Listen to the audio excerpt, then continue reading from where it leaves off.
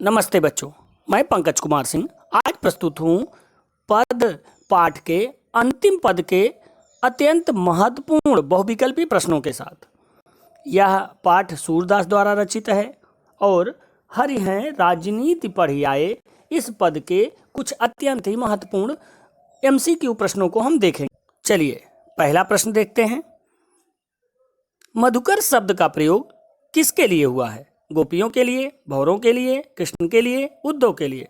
तो गोपियां उद्धव से कहती हैं कि समझ ही बात कहत मधुकर के समाचार सब पाए। हे मधुकर यानी हे उद्धव, आपकी बातें सुन करके हम सब समझ गए हैं, मथुरा का सारा समाचार पा गए हैं, कृष्ण ने आपको किस लिए भेजा है।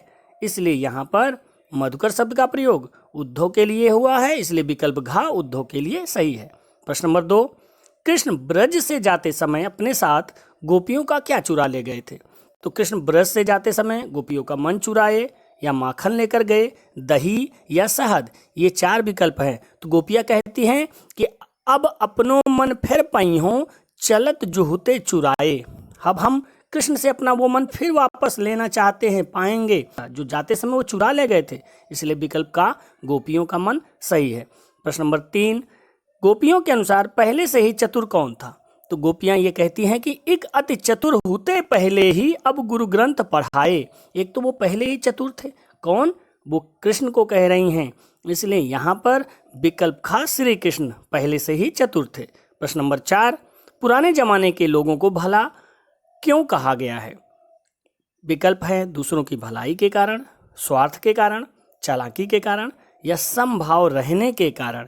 तो गोपियां इस पद में कहती हैं कि जो है ऊधो भले लोग आगे के परहित डोलत धाये। जो अच्छे लोग थे, दूसरों की भलाई के कारण वो दौड़ते चले आते थे, ऐसा होता था पुराने समय में, इसलिए यहाँ पर का विकल्प दूसरों की भलाई के कारण सही है। प्रश्न नंबर 5, गोपियों के अनुसार कौन राजनीति पढ़ आए हैं?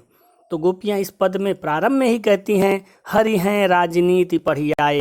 तो यहाँ हरि अर्थात श्री कृष्ण, इसलिए का विकल्प सही है श्री कृष्ण। प्रश्न नंबर 6, गोपियों ने किसके द्वारा श्री कृष्ण के समाचार प्राप्त किए हैं?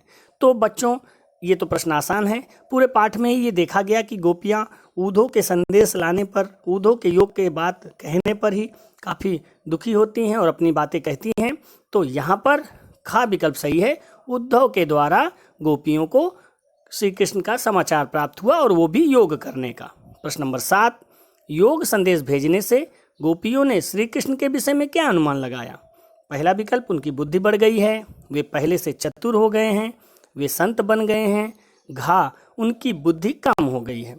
तो यहाँ अगर ध्यान से देखिए तो पहला और दूसरा विकल्प दोनों काफ़ी करीब हैं, लेकिन गोपियाँ कहती हैं एक अति चतुर होते पहले ही, वो तो पहले से ही चतुर थे, यानी वो पहले से चतुर थे, हो नहीं गए हैं, इसलिए खा विकल्प सही नहीं है। और ये भले वो कहती हैं कि बड़ी बुद्धि जानी जो उनकी, जोग सदेश पठाए, उनकी बुद्धि बढ़ गई है, इसलिए का विकल्प यहाँ पर सही है, उनकी बुद्धि बढ़ गई है, ये गोपियों ने अनुमान लगाया। प्रश्न नंबर 8, गोपियों के अनुसार पहले के लोग यानी पूर्वज भले क्यों थे? पहला विकल्प वे सबको प्यार करते थे, वे परोपकार करते घूमते थे, वे किसी से नहीं डरते थे, वे धर्म का पालन करते थे। तो यहाँ पर है कि जो पहले के लोग हैं वो परहित डोलत धाये, वो दूसरों के भलाई के लिए दौड़ते चले आते थे, यानी खा विकल्प वे परोपकार करते घूमते थे, ये सही है। प्रश्न नंबर 9 देखते हैं। श्री कृष्ण ने जाते समय गोपियों से क्या चुरा लिया था? उनके आभूषण, उनके वस्त्र, उनके मन या ये सभी? तो गोपियों का मन श्री कृष्ण से लगा हुआ था, गोपियां श्री कृष्ण से प्रेम करती थी, उनकी भक्त थी, इसलिए गा विकल्प सही है, उनके मन। प्रश्न नंबर 10, पाठ्य पुस्तक में दिए गए पद सूरदास की किस रचना से उद्धृत है? उद्धृत यानी लिया गया। तो बच्चों पाठ्य पुस्तक में ये जो पद पाठ है ये भ्रमर गीत से लिया गया है और भ्रमर गीत प्रसंग सूरदास के सूर सागर के 10वें अध्याय में लिखा गया है। तो यहाँ पर का विकल्प है, सूर सागर से ये पद लिया गया है। प्रश्न नंबर 11, हरि हैं राजनीति पढ़ी आए, गोपियों ने ऐसा क्यों कहा?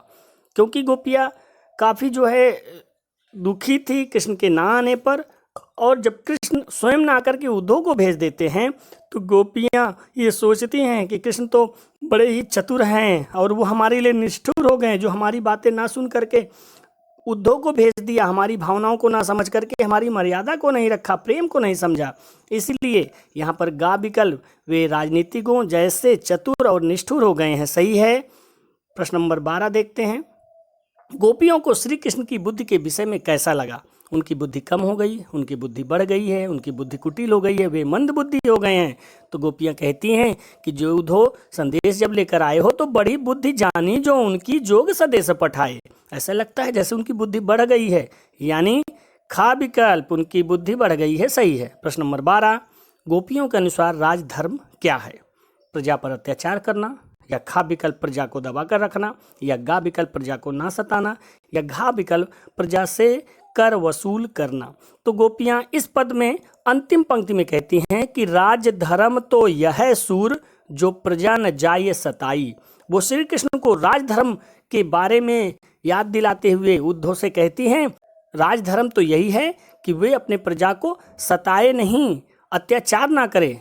इसलिए गा विकल्प प्रजा को ना सताना ये गोपियों को अनुसार राजधर्म है और यही उत्तर सही है। प्रश्न नंबर 14, योग की शिक्षा लेने में गोपियाँ क्या कहकर अपनी असमर्थता व्यक्त करती हैं? हमारा मन श्री कृष्ण जी लेकर चले गए हैं, या बिना मन के योग ज्ञान प्राप्त करने पर विचार नहीं किया जा सकता, कृष्ण राजनीति कर रहे हैं। तो यहाँ पर सारे विकल्प सही हैं। गोपियाँ ये भी कहती हैं कि हमारा मन तो कृष्ण से लग गया है, हारिल पक्षी की लकड़ी के समान हम उनके साथ ही अब उनसे ही प्रेम करते हैं, और हरि हैं राजनीति पढ़े आए, वो ये भी कह रही हैं। और जहाँ मन नहीं है वहाँ पर योग पर विचार कैसे किया जा सकता है? इसलिए सभी विकल्प यहाँ सही हैं और अंतिम घा उपयुक्त सभी सही होगा। प्रश्न नंबर 15, गोपियों ने योग के संदेश को कैसा बताया? शास्त्र विरुद्ध, अग्राह्य, कृष्ण की स्वार्थ वृत्ति का प्रतीक, या उपरोक्त सभी। तो यहाँ पर गोपियों ने योग संदेश को ग्रहण योग्य नहीं बताया, क्योंकि योग को ना वो कहती हैं कि ना देखी सुनी ना करी, ना तो देखे ना सुने ना करें कर सकते हैं, तो बताओ इसे कैसे हम धारण करें।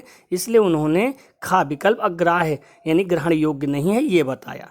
तो बच्चों ये था कुछ अत्यंत महत्वपूर्ण प्रश्न पद पाठ के अंतिम पद के आधार पर। फिर मिलते हैं किसी और वीडियो में। वीडियो आपको पसंद आया हो लाइक करें, शेयर करें और चैनल को सब्सक्राइब करें। धन्यवाद।